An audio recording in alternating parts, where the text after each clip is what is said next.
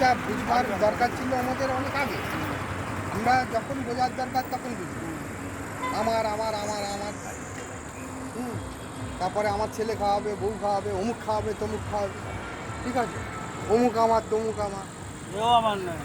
আর যদি এই যে বোঝাটা আগে বোঝা যেত যে পৃথিবীতে কেউ নয় কর্তব্য করতে পাঠিয়েছি, কর্তব্য ত্রুটি হলে কেউ ছাড়বে না, ছেলে মেয়ে কেউ খাওয়াবে না, কিন্তু আমার কর্তব্য আমাকে করে দেবে, তখন কিন্তু অন্যভাবে চলবে।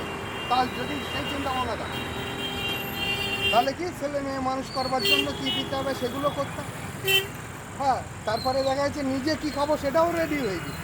এতদিন ইনকাম যা করেছো দেখা যাচ্ছে এই তো অমুকে নিয়ে আয় মাংস নিয়ে খাবি। হ্যাঁ, এখন বিপদে যখন পড়বার সময় যখন চলে যাবে তখন আর দেখবা যে হ্যাঁ কেউ নেই। আমার জীবনে আমি প্রচুর টাকা দাদা, ওইটাই তো বলছি, প্রচুর টাকা। তাহলে আমি যা কামিয়েছি না, 35 বার ধরা পড়েছি, 35 বারই গাড়ি চালিয়েছি, 50,000, 55,000, 40,000, 50,000 টাকা দিয়েছি।